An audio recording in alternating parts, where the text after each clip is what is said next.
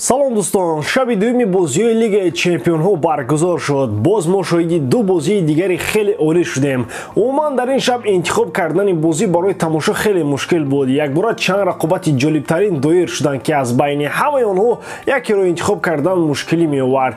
Ба ғайр аз ин, рақобати сол дар Англия миёни ду даъвогари чемпионӣ Арсенал ва Манчестер Сити сурат гирифт ва шояд аксарият ҳамин бозиро тамошо карданд. Мо имрӯз обзори ҳамаи ин бозиҳоро дар нақша дорем ва хабарҳои муҳим аз соатҳои охир пешниҳод мешавад. Лайк ба ин видео ва обуна шудан ба канал оддитарин чизе ки аз шумо метавонем хоҳиш кунем. Дигар тамошои хуб ба ҳама. Дӯстон, бозиҳои аврупоӣ давом дорад ва моро имрӯз як қатор рақобатҳои ҷолибу диданӣ дар Лигаи Аврупо интизор аст. Барои бозам шавқовартар гузарондани бозиҳо шумо метавонед аз хизматрасониҳои дӯстони мо аз 1x истифода баред.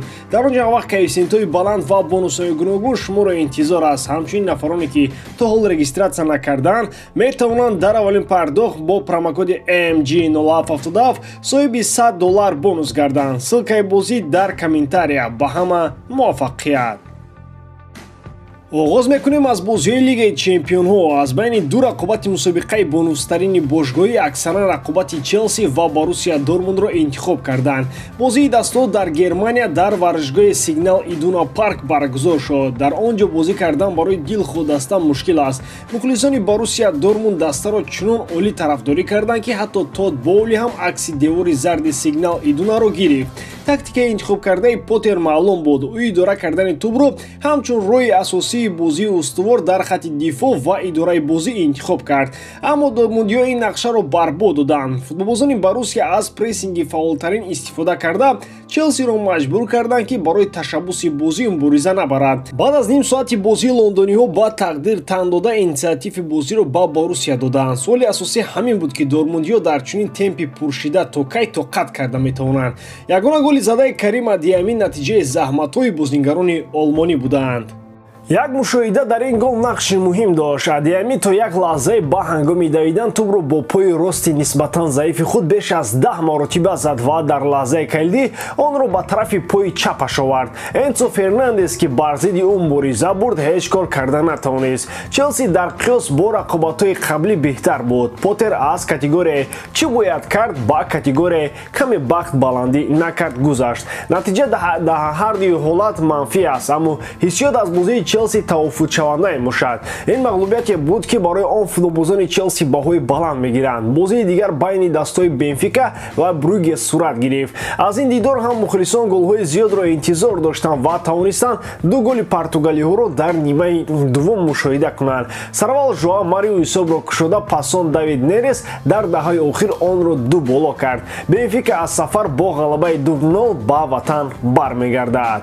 Дар телевизионҳои бузургтарини варзишии олам овоздиҳӣ баргузор шуд ки аз байни тамоми бозиҳое ки шаб баргузор шуданд кадомашро интихоб мекунанд. Чӣ хеле ки гуфтем, новобаста ба бозиҳои Лигаи Чемпионҳо рақобати Арсенал ва Манчестер Сити дар ҳамаи овоздиҳиҳо ҷои якумро гирифт. Дар Англия метавонанд ба худ иҷоза бидиҳанд ки рақобати асосии мавсимро дар байни ҳафта монанд. Шояд бо ҳамин Премер Лигаи Англия нишон дод ки метавонад аз бозиҳои марҳилаи плей-оффи Лигаи Қаҳрамонҳо беҳтар бошад. Солҳои тӯлонии Премер Лига ба ҳамин натиҷа расиданӣ аст. Фарқияти 3 хол байни дастаҳо ангезаи ин бозии мавқуфмондаи даври 12-умро даҳчанд мекард.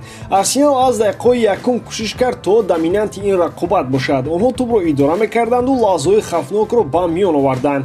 Дар замони муосир чунон менамояд ки дар дастаҳои мисли Арсенал ва Манчестер Сити бояд дар чунин бозии муҳимтарин иштибоҳ набошад. Вале ҳақиқати ҳол он аст ки тақдири ин бозиро хатоҳо ҳал карданд. голи якум аз иштибоҳи Тахекиро Томиасу рух дод. Барои ин гол Артетаро ҳам гунаҳгор хоҳанд кард, чун маҳз ӯ Бен Вайт бозингари асосии ин мавқеъро дар захира монда дифоъгари ҷопониро ба майдон овард. Де Брюйне бошад ба дарвозаи Арсенал боз гол зад. Лондониҳои шимолӣ рақибони дӯстдоштаи ӯ ҳастанд. Иштибоҳи Эдерсон ба он овард ки довар пеналти гузошт ва онро Букайо Сака бо гол анҷом дод. ва ҳамон нимаи дуввумро футболбозони Сити ба пуррагӣ аз худ карданд. Онҳо нишон доданд, ки бозӯи онҳо аз бозӯи Арсенал калонтар аст. Дар ҷанги ду паҳлавон ин хеле муҳим буд. Голҳои Грилиш ва Холланд маълум карданд, ки дар ин бозӣ Арсенал мағлуб мешавад. Баъд аз ин ғалаба Ман Сити ба зинаи 1 апрел баромад, вале ин маънои онро надорад, ки пойгаи қаҳрамонӣ тамом шуд. Он нав оғоз гардид. На як бозӣ, балки дистансия муайян хоҳад кард, ки кадом даста арзандаи қаҳрамонист. Дар чемпионатҳои дохилӣ боз як рақобати дигар ҳам баргузор шуд. Дастаи Реал Мадрид бозии мавқуфмондаи худро бо Элче доир кард. Голи Асенсио, дубли Бензима ва голи Модрич нишон доданд, ки шоҳ барои ба даст гирифтани ҳокимият ба лашкаркашӣ мегузарад. Падари Мессиро дар Барселона мушоҳида карданд. Тавре маълум аст, Хорхе Месси агенти Лео Месси аст. Ҳамаи корҳои фарзанди худро ӯ пеш мебарад. Маълум шуд, ки Хорхе Месси пеш аз ин бо дастаи ПСЖ гуфтушунидҳо дошта сари миз нишастааст. Аҷоибии кор дар ин, ки бо парижиҳо гапҳои Хорхе Месси напухтаанд. Пас аз гуфтушунидҳои ноком ӯ ба Барселона сафар кардааст. Гапу чап ҳамин, ки мақсади асосии рафтани ӯ гуфтушунидҳо дар бораи баргаштани Лео ба Камп-Ноу хоҳад буд. Агар тарафҳо ба мувофиқа расанд, пас Месси бо эҳтимоли зиёд пас аз анҷоми мавсими ҷорӣ ба Барселона бармегардад. Пеш аз ҷоми ҷаҳон гуфта мешуд, ки Лео мехоҳад карьераи худро дар дастаи ПСЖ идома диҳад. ва аммо баъд аз қаҳрамонии ҷаҳон шудан приоритет, яъне хоҳишҳои Месси иваз шуданд. ӯ дар андешаи рафтан аз сафи парижиҳо мебошад. Тобистон, ки шартномаи Лео ба иттимом мерасад, фурсат барои ӯ пайдо мешавад, то ба дастаи дигар равад. Мутахассисони соҳа баргаштан ба Барселонаро дар навбати сеюм мемонанд. Вариантҳои якум ва дуввум рафтан ба МЛС, ба дастаи Интер Майами ва баргаштан ба Аргентина ҳастанд. Шумо хоҳиши баргаштани Мессиро ба Барселона доред? ҷавоби худро дар комментария нависед. рафиқон, чемпионати ҷаҳон ба охир расид. Ман канали Утка Геймсро ба шумо тавсия додам ва онҳое, ки маро гӯш карданд, пули хуб ба даст оварданд.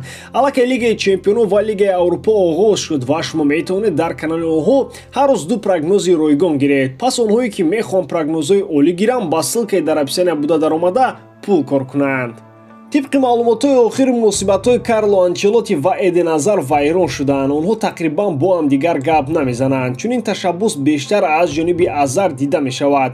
Футболбози белгитабор бисёр хаставу нигарон аз он аст, ки гӯё Анчелоти ба ваъдаҳои худ вафо накардааст. Карло қабл аз мавсим ба Азар ваъда додааст, ки дар ҷараёни мавсим ба ӯ вақти бештари бозӣ дода мешавад, аммо ин гапҳоро иҷро накардааст. Барои ҳамин ҳаму дигар намехоҳад бо Анчелоти кор кунад.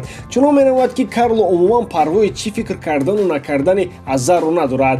Дар мусобиқаҳои думдараҷа ба Азар имконият дода шуд, ки худро нишон диҳад. ва аммо ғайр аз шиками калон бозингари белгӣ дигар ҳеҷ чиз нишон надод. Анчелоти ҳам душмани худаш нест, ки бозингари нисбатан заифро дар ҳайат дар бозиҳои муҳимтарин монад. Агар мухлисони Реал Мадрид аз байни Карло ва Азар интихоб кунанд, пас 100% овозҳо ба тарафи Анчелоти хоҳанд рафт. Барои ҳамин Азар шояд аз Реал равад, барои карьерааш беҳтар шавад. Албатта агар ӯ футболбозӣ кардан хоҳад. Агар гап сари пул бошад, курсиҳои эҳтиётии Реал гарм ҳастанд. ҳамин ҷо то охири қарордодаш меистад. Тод Боули бо Насир Алхелайфӣ дар шаҳри Париж вохӯрӣ анҷом доданд. Мақсади асосӣ суҳбат дар бораи ояндаи Неймар будааст. Тибқи маълумотҳои охир, парижиҳо дигар нози Неймарро бардоштанӣ нестанд ва мехоҳанд ӯро ба клубҳои дигар фурӯшанд. Аҷоибии кор дар ҳамин, ки дар мавсими ҷорӣ Неймар дар ҳолати хуб қарор дорад ва оморҳои беҳтарин дорад, аммо характер ва хислатҳои на он қадар хуби ӯ роҳбарияти ПСЖро водор кардааст, ки бозингари бразилиро ба фурӯш монанд. Неймарро дар Премер-лигаи Англия чӣ гуна мебинед? Аз як тараф ӯ дар Челси метавонад чеҳраи меҳварӣ шавад, аз ҷониби дигар эҳсоси он, ки ӯ хеле бозингари муҳим аст, боз Неймарро ҳавобаланд мекунад ва корҳои худро метавонад дар Англия ҳам идома бидиҳад. дар авзонаи хариду фурӯши тобистона бозингари бразилӣ метавонад шомили дастаи шаҳри Лондон шавад. Айни замон гап сари нархи футболбоз нарафта истодааст. Гуфта мешавад, ки агар ПСЖ арзиши Неймарро хеле баланд монад, Тод Боули новобаста ба томи дороияш аз фурӯши Неймар даст хоҳад кашид. худи бозингари бразилӣ мехоҳад карьераашро дар ПСЖ идома диҳад. ба ҳамин тамом боридан, ки ҷодкории ман ба шумо писанд меояд. Лайк, комментария ва дар канал обуна шуданро аз ёд набароред. бо шумо мисли ҳар вақта Муҳаммад Гайров. хай бародарон, дар паноҳи Аллоҳ.